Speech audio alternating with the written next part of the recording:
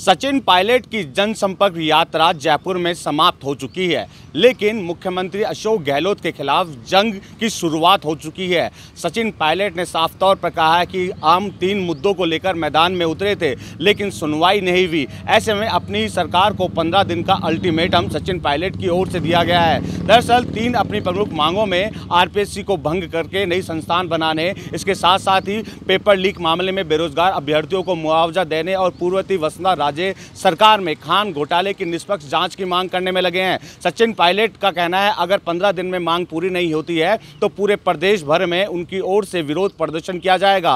हालांकि इस बार हुंकार सचिन पायलट ने अपने समर्थित विधायकों के साथ लगाई है। हालांकि समर्थक विधायकों ने भी कहा है कि हम आर पार की लड़ाई लड़ने के लिए तैयार हैं। जो पर्यवेक्षक 25 सितंबर को जयपुर आए थे आला कमान सोनिया गांधी के निर्देश पर, लेकिन सोनिया गांधी को ही आंखें दिखाने का काम विधायकों की ओर से किया गया, उनके खिलाफ एक्शन नहीं लिया गया। हम पार्टी को मजबूत करने की दिशा में काम करने में लगे हैं और हमारे पद छीन लिए गए। हाँ, जो मंत्री सत्ता में बैठे हैं वो मलाई खाने का काम कर रहे हैं और हम पार्टी को मजबूत करने की दिशा में काम कर रहे हैं। अब हम 15 दिन का अल्टीमेटम दे रहे हैं। 15 दिन में अगर सुनवाई नहीं होती है तो हम जूते पहनकर वापस जनता के बीच में जाएंगे और बेरोजगारों की आवाज़ उठाएंगे। उन्होंने कहा कि हम जब विपक्ष में थे तो लगातार खान घोटाले की निष्पक्ष जांच की मांग उठ रही थी और जनता भी कह रही थी अगर आप सत्ता में आएंगे तो खान घोटाले की निष्पक्ष जांच हो। उसी को लेकर हम 4.5 साल तक यही देखते रहे कि सरकार निष्पक्ष जांच करेगी। इसको लेकर मैंने मुख्यमंत्री अशोक गहलोत को भी 2 बार पत्र लिखा, लेकिन मामले की निष्पक्ष जांच नहीं हुई। ऐसे में हमको अब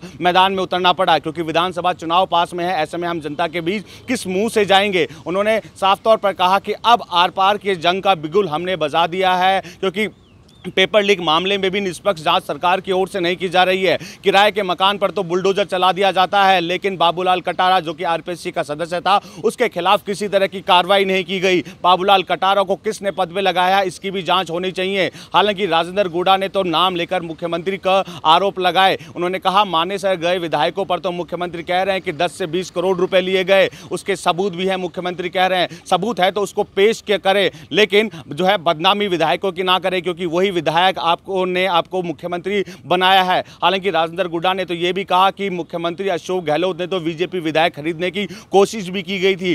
पैसे प्लेन से गए थे और प्लेन खाली आए थे। कई तरह के आरोप लगाए गए। हेमाराम चौधरी ने कहा अगर हम गद्दार थे तो हमें मंत्रिमंडल में शामिल क्यों किया गया। कई तरह के आरोप उनकी ओर से लगाए गए। वेद प्रकाश सोलंकी ने तो कहा आप पैसे लेने के आरोप लगा रहे हैं, हम पैसे आपको वापस देते हैं, आप सचिन पायलट को मुख्यमंत्री बना दीजिए।